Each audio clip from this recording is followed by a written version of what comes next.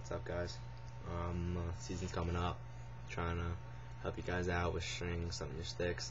Laxman2 asked me to help him out stringing his Proton power, which I know a lot of guys use out there, so I figured I'd put a video up to help any of you guys out that are struggling stringing your stick. Alright, so I've been doing this video assuming that you've already done your top string. If you don't know how to do your top string, you can see my video on how to do it.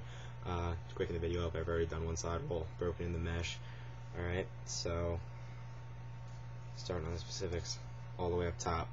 Okay, when you're doing your sidewall, to keep the mesh really tight to the head, instead of going from that second hole right there, you're going to skip that. Okay, so you did your first hole for your top string, you're skipping that when you're doing your first sidewall knot right here. The reason you're going to do that is to keep top of the mesh really tight to the head. Okay, and it's going to prevent any lip. It's going to keep your stick throwing on point as opposed to, you know, throwing nicely for the first quarter second of the release and then throwing into the ground because your stick, you know, hit some water and got all gross up top.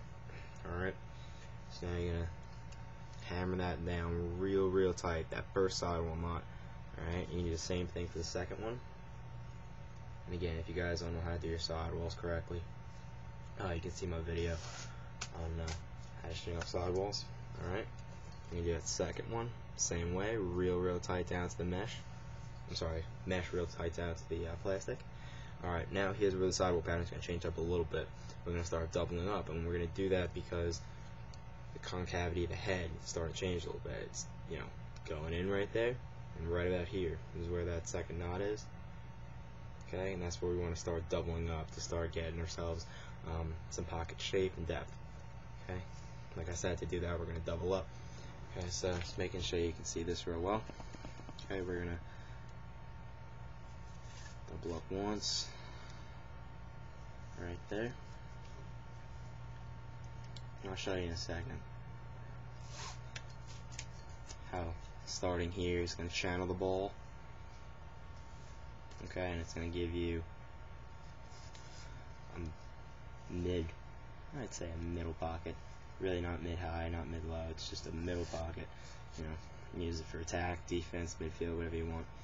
Alright, now those are your two sidewall knots doubled up. Okay, the last two that have been done there. And then we're going to finish off the head with one more regular knot. I'm sorry, I should have said two more regular knots. Okay, second regular knot I want to talk about for a second. Okay, now you notice right here we got our two last sidewall holes. Make sure you can see them. Those two last sidewall holes right there. A lot of times guys get confused as to how to finish the sidewall. Some people just kind of panic and just kind of finish off right there. You don't want to do that, and the reason is because if you did that, you'd be using that guy right there to string your bottom string with. Nothing wrong with that. It's really up to you, but I would definitely say use that guy right there as your last sidewall hole, and then use that second one there to finish off. Okay, reason for that I'll show you in a second. It's gonna create it's gonna close that gap that you would normally have between the mesh and the plastic right there. So attackmen, you guys will be cradling that, you know, one-handed. You'll be cradling one-handed a lot easier. The ball's gonna sit right down there on top of the mesh as opposed to right in that, you know, kind of awkward sort of middle ground between your plastic and your mesh that always causes you to drop the ball. And it just makes for a nice even pocket. Alright, so I'll show you what that looks like in one sec. So you're gonna do this the way you'd normally do any sidewall knot. Okay, same as always, and then use that last guy down there to finish off your sidewall.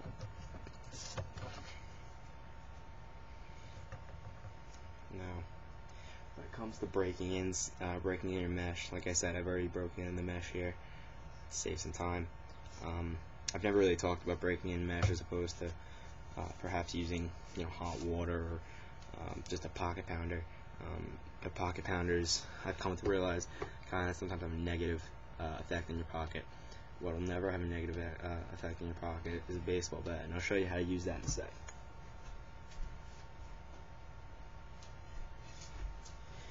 a regular wooden baseball bat, okay, with a round top right there, okay.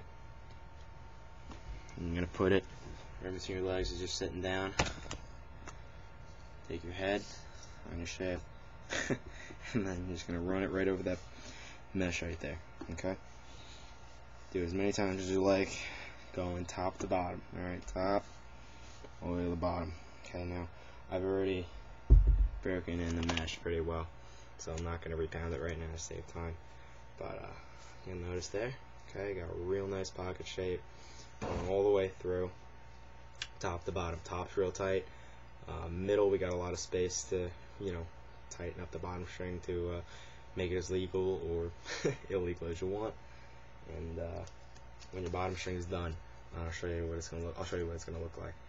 And promise you, you have a really, really hard time finding another proton power that's gonna hold the ball as well and throw as well as this guy is going to. For one sec, I've been finishing this up. I'd just like to let you guys know I've been able to string a lot more heads than I have in these past 4 months than I have probably in all the time I've been stringing, because I've been working for Universal Lacrosse.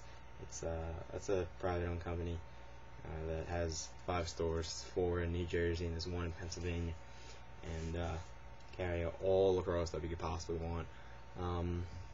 Top of the line stuff, beginner stuff, everything, cleats, balls, sticks, heads, mesh, anything you guys want.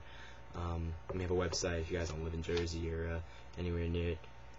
UniversalLacrosse.com. That's UniversalLacrosse.com. Okay, so if you guys need anything for the season, go on there. Order stuff. All right. We even got those shorts you buy at tournaments, and they're sick. Trust me. Just go on there and look. All right. So summation, got real tight up top, nice channel right down the middle. Okay. Pocket depth right there, and if you want it a little deeper, you just have your bottom string. You want it a little tighter, a little more of a shallow pocket. Pull that bottom string as tight as you want.